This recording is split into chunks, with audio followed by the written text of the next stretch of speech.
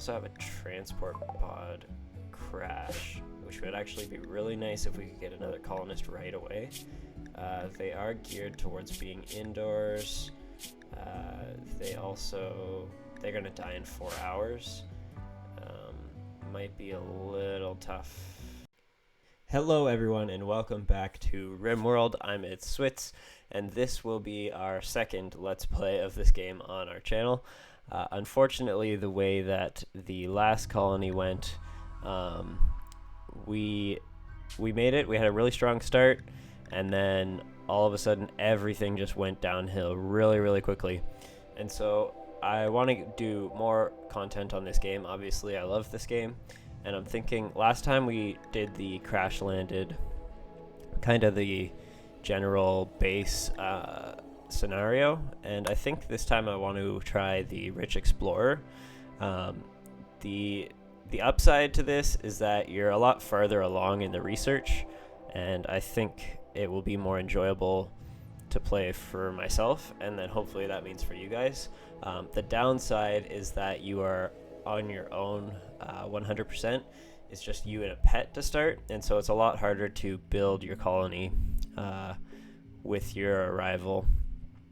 But the gun turrets, I find, tend to make up for the lack of people, because it really helps when it comes to being attacked. And so my plan of attack is going to be to train my pet to rescue and heal as fast as possible, and then that way if I do end up going down, I'll have defense with some turrets as well as an animal to save me if I do dive. We're gonna do Randy Random this time. I think we tried Cassandra last time, but I do want to play with Randy Random, and I think we're gonna try a Strive to Survive again with a commitment mode. If I'm going to do a Let's Play on this, I want it to be as genuine as possible, and so commitment mode will ensure that that happens. I do think my biggest worry when I'm starting a new colony is the 8 that they give you to pick from. I'm always worried that they're not going to have the skill set I need to survive. I've had at times where every single one of them is incapable of firefight or something that's really basic and needed, and so I am a little worried about that. When it comes to picking a starting location, I went over this in the last Let's Play, but I tend to like to pick an area with a river as well as quite a bit of mountains. 30 days is not really ideal. I try to aim for 40 to 50. So where is that threshold going to be?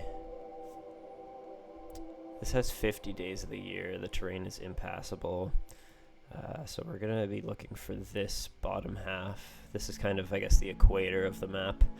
I think purple and yellow, yeah, they're the neutral colonies. So it would be good to get near these guys and open up some trade opportunities in that. However, I don't want to be in the desert. So I'm thinking maybe we won't be able to land on a river, but I'd prioritize a mountain over a river. And so we'll try and find a spot that has... This one is close to the road, 40 days of the year growing. Yeah, I think that's going to be our best bet. Unless we can get in down here, and maybe we'll aim to destroy this tribe, I guess, as soon as possible and get in close to yellow and purple there. The benefit to that is you are nearby, so you can trade with them relatively quickly, and there's less harm in the travel. We do have year-round growing. I find that this makes it a little easy, but I think we're going to roll with this site anyways. I don't know what we're going to be dealing with here for our character, and so first thing I look at is what they're incapable of. So intellectual is not going to work, or cooking. We need both of those. Caring and social, they're not great.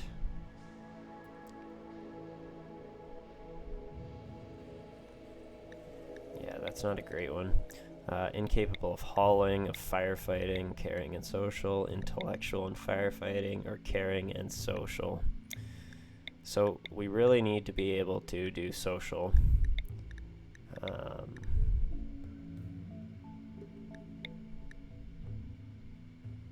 I think we're gonna have to randomize a few times. I'm gonna allow myself a maximum of 5 randomizations here.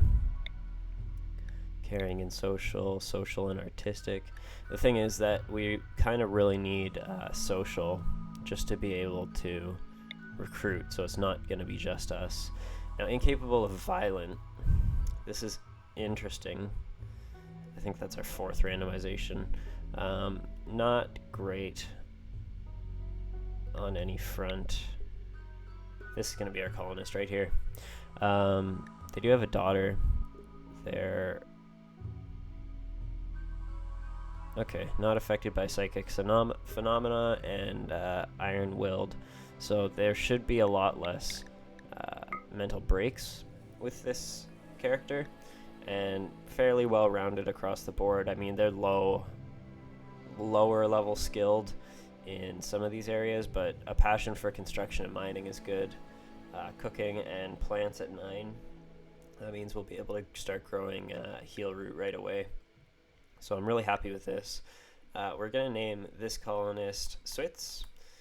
So we're going to have a Switz. We're going to have a deep connection because it may just be the 2 of us for a while.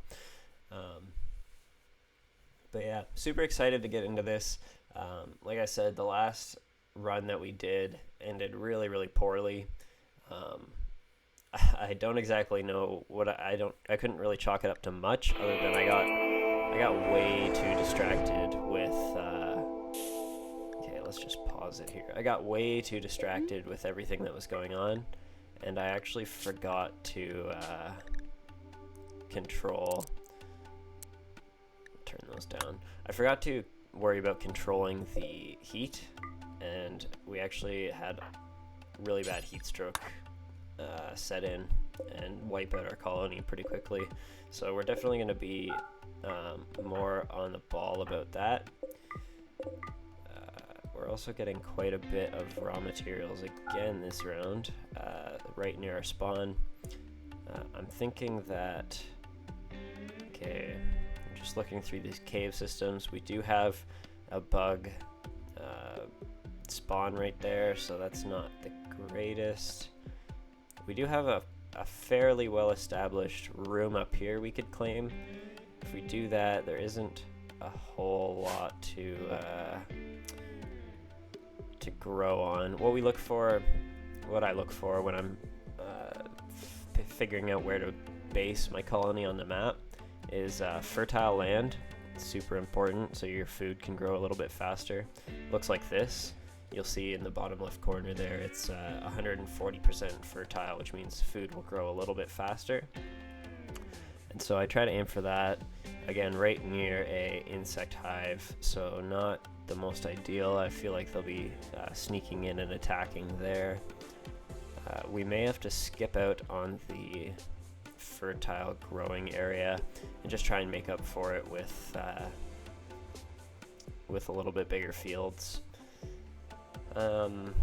Just this. We have some more fertile grass over here, a little far away, but fertile up here. Yeah, I think we're gonna build right. No, we're gonna go with this. It's super easy to just claim this as my own. I only need to build 2 or 3 more walls, and it's a really well-established base. So first things first, we want to place our zones. We'll have a dumping stockpile zone just on this side of the building, a regular stockpile zone in along here. We'll expand our home area so that it covers that whole building. Make our growing zone. I guess we'll go right here. We'll do a 10 by 10, 100 rice would get us through quite a bit.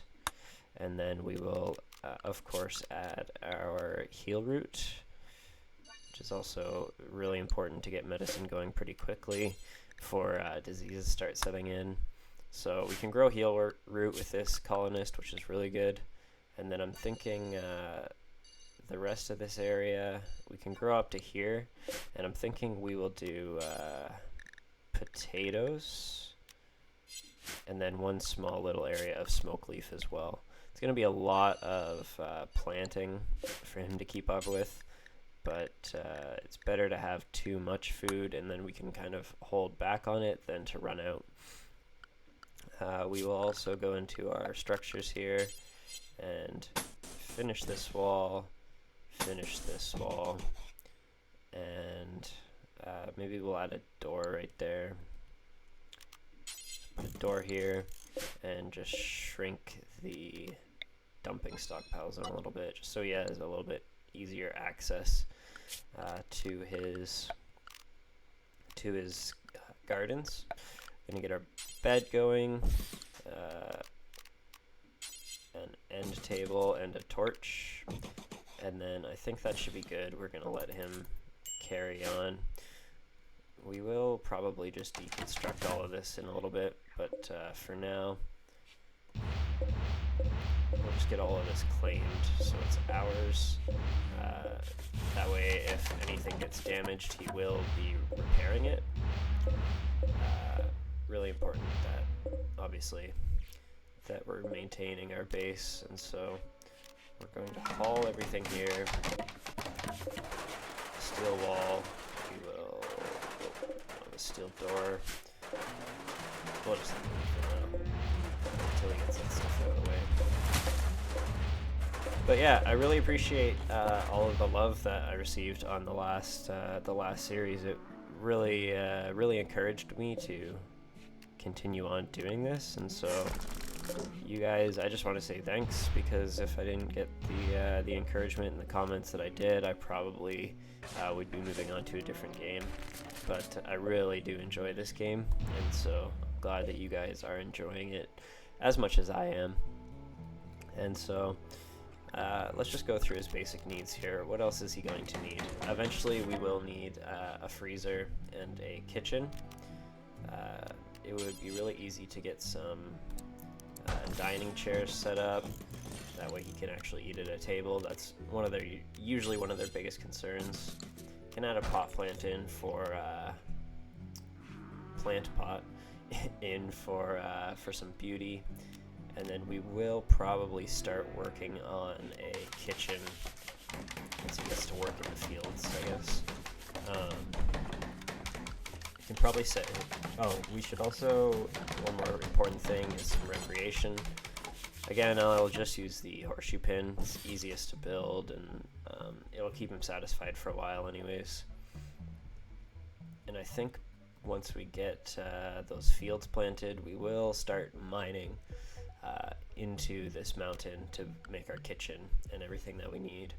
And the upside of that would be that you don't have to collect the resources, they're all right there, and then you will find steel and components and everything that makes or breaks a playthrough. We also have a transport pod crash, which would actually be really nice if we could get another colonist right away. They are geared towards being indoors. They're gonna die in 4 hours. Might be a little tough. We should be able to get them. We're gonna make this for prisoners and get him to capture them right away. That's gonna mess us up a little bit, but if we can get this guy healed, we'll be way ahead of the game if we can get a second colonist this early on. Medical emergency. Slick prisoner. You're gonna recruit them. How is their health? Death in 2 hours. So I think we're gonna save them. Just gotta make sure that they don't end up catching an infection. But so far so good. And then just so that we can actually use the rest of our the base that we have set up here, we will okay, we're gonna put it on pause for a second. We're gonna make sure this door gets shut for when he can stand. We don't want him doing that. And then we're going to prioritize working on the wall. He's not going to be the happiest prisoner, and our colonist won't be the happiest colonist, seeing as he is going to be sleeping on the floor tonight. But he really needs to get his priorities straight. And so, yeah, it's going to add a little bit of a debuff to us, having this colonist set up how it is. But, yeah, like I was saying, it outweighs it if we can actually get this guy on board with us. So once we can get this prison actually built, there we go. Build another torch just for the time being.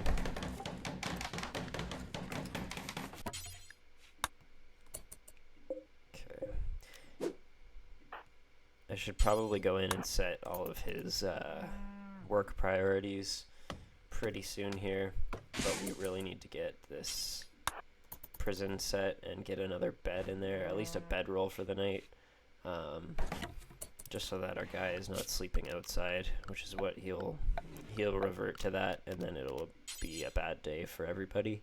So get that built there. You know what, I'm thinking, why not build, seeing as we have a bunch of limestone there, we'll just build it out of limestone. It'll add to beauty, and it's all right there anyways, so it makes sense to me to build that there. This might take a little while, but yeah, I think we're good for that. Is he okay? Yeah, he is recovering very slowly. His resistance is only at 10, which means we should get this guy on board really, really quickly, and then we'll be way ahead of the game for the rest of this walkthrough. I'm actually really, really excited for how this is going now.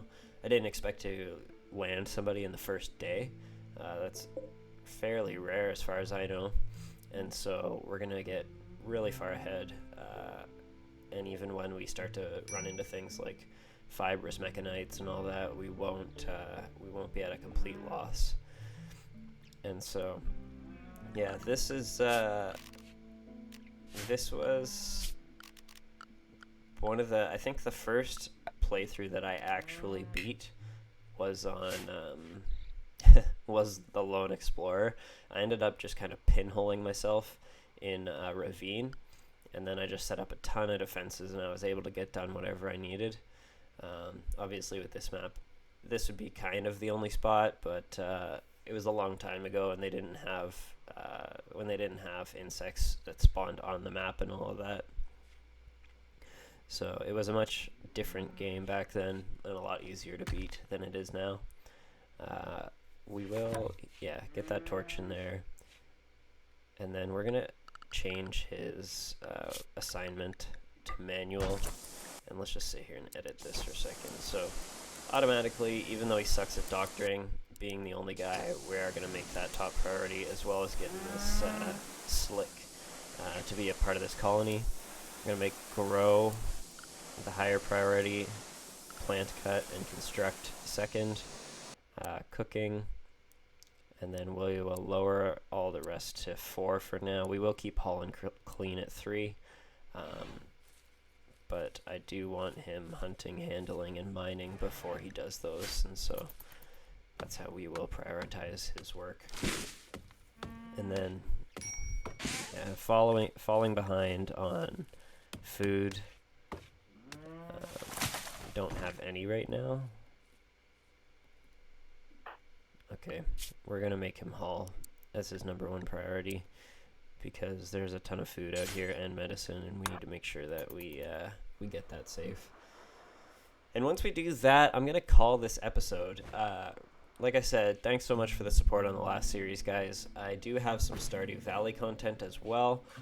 We'll be uploading Rimworld twice a week, and I think I might throw a Stardew Valley episode up once a week. They're a little bit more edit intensive, and I'm trying to cut out more footage.